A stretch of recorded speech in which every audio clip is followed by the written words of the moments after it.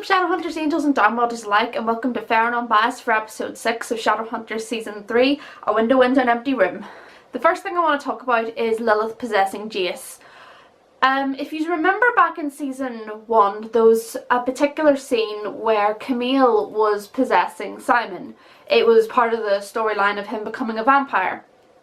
And she kissed him and stuff, like there was proper making out going on while she was possessing him, and she made him drink her blood. It was very intimate and it was quite disturbing, and it was obviously sexual assault because Simon was possessed. He didn't have the mental capacity to consent.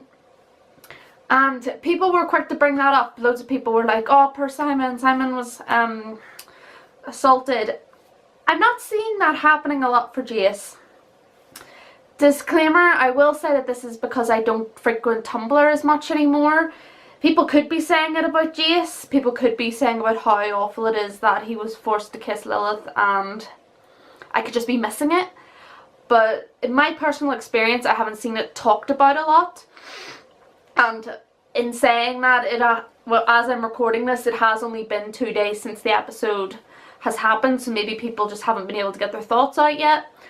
But I want to give my take on it.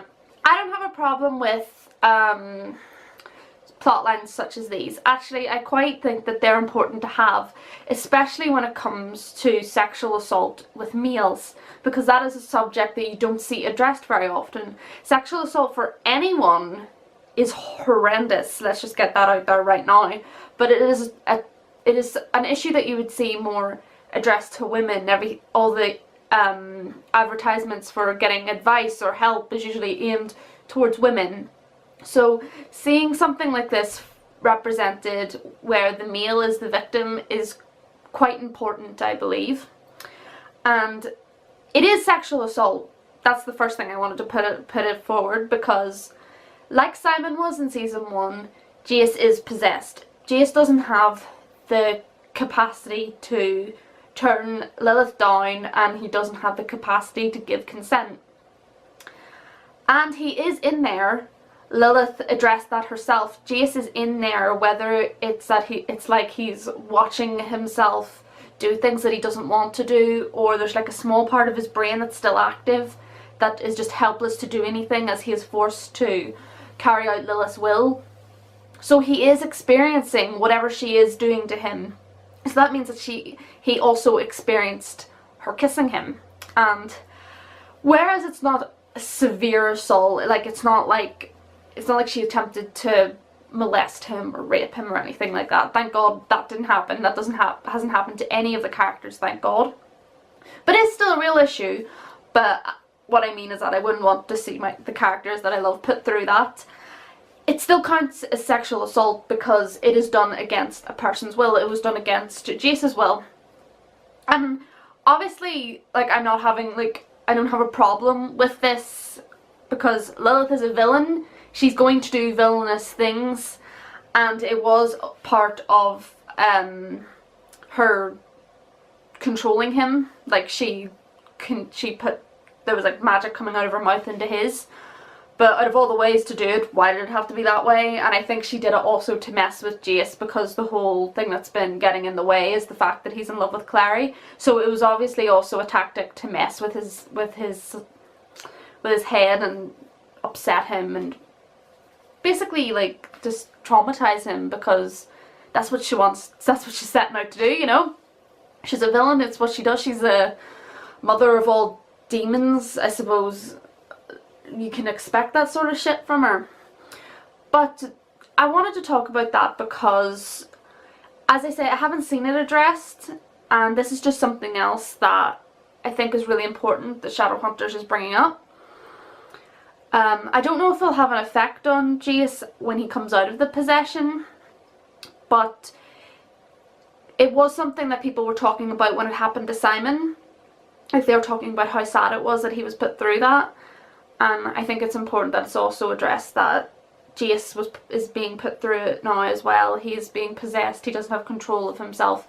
And Lilith is making him do horrible, horrible things. Not only to the people he loves, but she's doing horrible things to him as well. We can only hope that this won't hurt Jace too much, but I feel like it will, because when he comes out of it, I'm sure when he learns what he's done and the people that he's hurt, it's not going to help his current mental state. But let's just hope that the people around him will give him the support and love that he needs. I believe that they will, because Alec is his parabatai, Clary is his girlfriend, Isabel is his sister. He has the tools to have all the love and support that he needs. Let's just hope that he gets it. Or he could just never come out of the possession. Who knows? I don't know what direction Shadowhunters is going in with this, but maybe he'll never get out of being possessed. Maybe this is going to go on for quite a while. We don't know. But let's have fingers crossed for him getting out of it. Yeah. Because we want him to get out of it. And that's not something I thought I would say, because I don't like Jace. I didn't like Jace. I quite like him now. A quick thing I also wanted to touch on is the fact that Alec drinks when he's upset. I've never noticed this before because it's never really been properly put across in an episode, but it seems that when Alec is struggling with something, particularly with Magnus, he turns to alcohol. He got really drunk in the last episode because he was upset about the fight that they'd had, because they both said things they didn't mean, and it was just a bit of a shit show, to be honest, for all of us. So especially for him. And we see a side of Alec that we never saw before. The side of Alec that doesn't know what to... Well, we've seen the side of Alec that doesn't know what to do with his emotions, but we haven't seen him use such unhealthy coping mechanisms. And I'm slightly worried about that, because drinking is something that is a coping mechanism for a lot of people, but it is also a very dangerous one. I don't know if he can apply an Aratsi rune and, like, you know, his liver will be fine. But I also don't think that there's going to be a plot line where he becomes an alcoholic anyway. But I just thought it was an interesting thing to note that when he's upset, Alec drinks. Because that gives us a very interesting insight into how he copes with these things. It would have worked really well if I had this before my mental health video last week, because it is a lot of people with depression or anxiety, whatever, they deal with their mental state by drinking because it helps them forget. So I just thought that was really interesting to know, and I thought that it was very interesting for Alec in particular, because he's not someone who I would have expected to get drunk, but here we are. And it's kind of sad because we don't want him doing that. We don't want him drinking to, like, cope. But hopefully him and Magnus will sort out their issues, and this won't become a reoccurring issue. Because we've already had the drug storyline with Isabel. I really don't want an alcohol one with Alec. That would be too much for me to cope with. So Clary and Magnus went to Brother Zachariah. I think I said Jeremiah last episode, but I think it's actually Zachariah. They went to Brother Zachariah to find out what the drawing that Clary did, what demon it is, because she remembered the demon from last week. She drew it out and no one could really identify it. And Brother Zachariah gave them these books and shit, and he was just like, you can use these. And then obviously Clary found out that Jace never went to the Silent Brothers for help. He never showed up, which obviously was like, what? He's lying. Jace lied to me. Why? So, and I think Magnus is starting to sort of figure out who Lilith is, because he made the connection between her coming to him to find a serum to make someone fall out of love, and he's making the connection between that and maybe she was masking her power. So hopefully the pieces are starting to slide together here, so everything is sort of falling into place, especially now that Clary and Magnus and know that Jace is the oil. So hopefully everything is sort of starting to, I wouldn't say starting to work out, because let's face it, it's not working out. Shit is just hitting the fan. But basically they're becoming more aware of everything that's happening as we go along. And I said that I would talk about Brother Zachariah or Jeremiah or whatever he's called. I thought it was Jeremiah because his name is Jem in real life, but maybe not. Whichever one it is, I think it's Zachariah. Brother Zachariah is a nod to a different Mortal Instruments series that Cassandra Clare wrote called The Infernal Devices. If you remember in season 1, there was also another nod towards it when they said Tessa in the Spiral Labyrinth, And then also in this episode, Brother Zachariah mentioned Will Herondale. That is also a nod to the same series, because these three characters, Jem, Will and Tessa, were all part of a prequel to the Mortal Instruments called The Infernal Devices. Now, I am not fond of The Infernal Devices. I think that the plot of those books is atrocious, and sadly I can only come from the point of view of someone who couldn't even get through the first book. So I'm going to hold my hands up here and say I haven't read the full thing. But that's because I found Will hard to swallow, Tessa was annoying, and there wasn't enough Jem to make up for the fact that he was the only interesting character.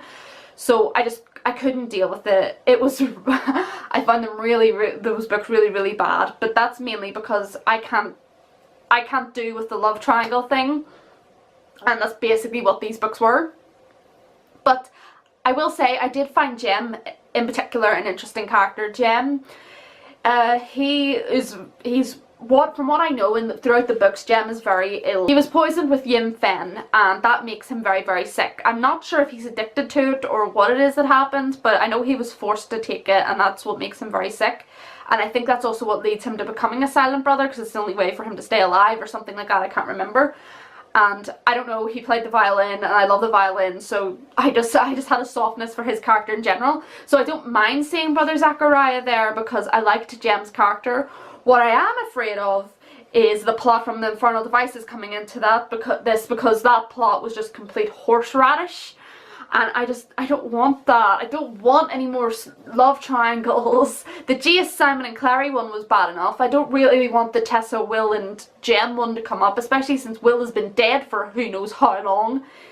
Oh, for anyone who doesn't know, the Infernal Devices was set in like the 1800s, so Will is dead. The only reason that Jem isn't is because he's a silent brother and Tessa is a warlock, so you know what, Will's dead. He's been dead a while.